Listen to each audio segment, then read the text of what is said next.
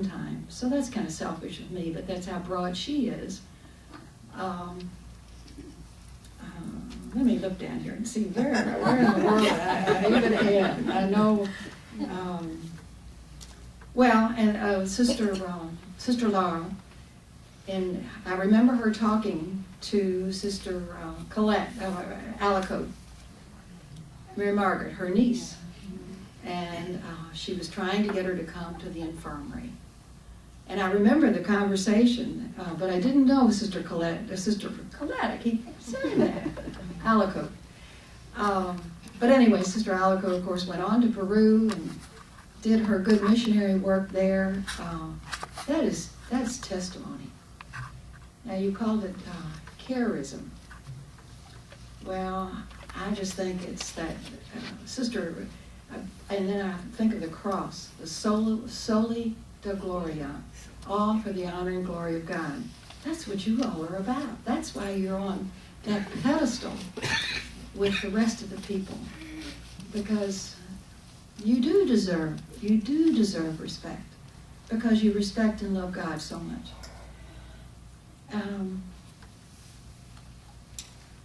I have a hard time talking about this one too. Sister Rosella.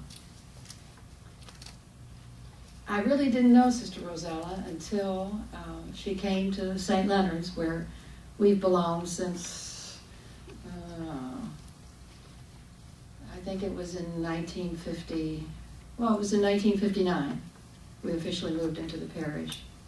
But anyway, she was there for 6 years as associate.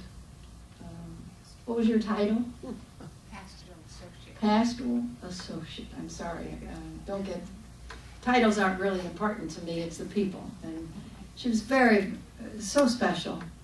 But she had taught me a lot. We were on the worship committee together, and I was in charge of art and environment. Well, we did a lot of planning, theme for Advent, theme for Lent, theme for Pentecost, the Christmas season, and then ordinary time. But a planner. Well, she would come up with ideas, and challenging, real challenging sometimes, but fun, and trying to get the message over to people, that they would know what that season was about, that we were waiting, and we're waiting, and then the baby is born within us, and then you know the story. But anyway, we did a lot of planning. Well, Sister was always ahead. She never worked behind. It's like her planning today. I'm sure it was complete weeks ago, because she's so thorough in what she does. And I just admire that. But most especially, if you ever saw her, and maybe you've been at a funeral home where she is given a prayer service, and the prayer service she's including all of the family in something, like, is there anyone that wants to say something about your loved one that you've lost? She put it in her own special way. It was so warm and so full of hope. And maybe when she was, I think you were head honcho with person. So they heard you speak and all that, but I hadn't heard that. I didn't have that privilege until getting to know her. Very, very special gift of charism. I'm grateful. Then the last is, I guess, coming into Marian home. You all know how special it is, but to have a new sister come from the move from the mother house into Marian home, just to be sitting at a desk there in the front and seeing the hugs, and one drifting in, one drifting in, one drifting in, welcoming to Marian home. It's a good place. It breaks my heart that it's no longer going to be, But like everything, life does go on and there is change, and we accept that fact. So we savor what we have when we're there. I've never come in the door that I don't think I haven't learned something. Yes, you Ursulines are still teaching me. It is a wonderful place, but it is because of who's there. It's the Spirit of God with all of you sisters giving care to those who are ailing, either cheering them up, wheeling them down the hallway, doing something to keep them alive in the Spirit. To me, I think that's just beautiful. So I'm trying to think if there's any, back at Sacred Heart, I'll go back. I'm reversing myself, but that's okay.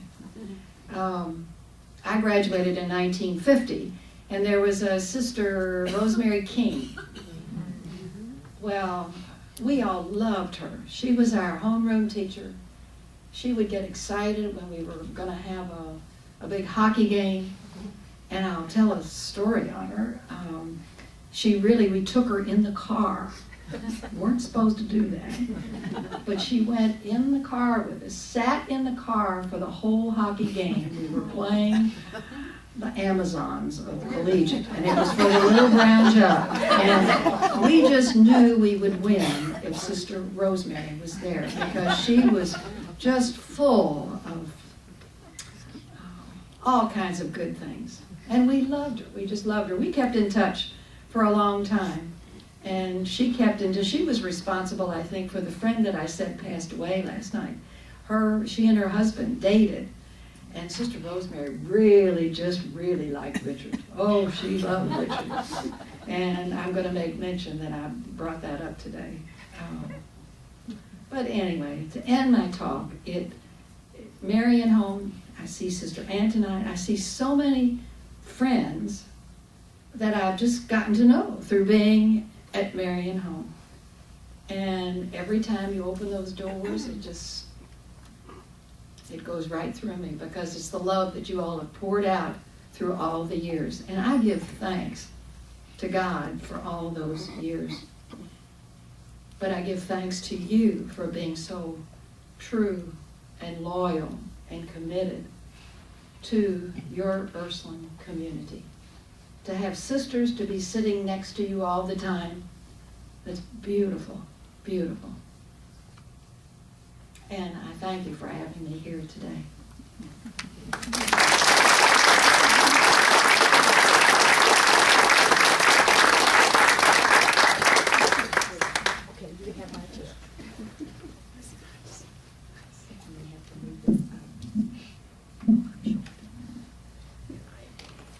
Well, they're a tough act to follow.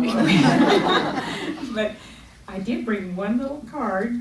You can see that I trust myself a whole lot more than you two do. So I just need a little prompt. All right. First thing I need to say is, we mentioned I started out at Holy Trinity. I loved Holy Trinity. It was such a part of my education that I hate to say that going to St. Aloysius for 2 years had no impact on me. That's terrible to say that. But the years that I spent at Holy Trinity, I think, have totally shaped me. It made me love education so much that all of my friends say you're a lifelong learner, that saying. And I don't ever want to be where there's not education going on, because from Sister Martina, she was my second grade teacher, and I just adored her. She was so encouraging and but strict and stern. One time I got bitten on the tongue by a wasp. I was eating an apple on the playground. And I, going up to her, and she goes, you go downstairs and you ask Miss Bauer to put some soda on that. And so all the way down, I'm thinking, soda? That's going to help it? So anyways, they put some, she said, well, we can't put soda on your tongue. You're not going to like that. So she let me have some Coke. And I couldn't believe it. She said, now don't tell on me. But she said, right there, real cold, and she didn't put that ice up near your tongue, and so that helped. And the other thing I remember about Sister Martina is one time I had a horrible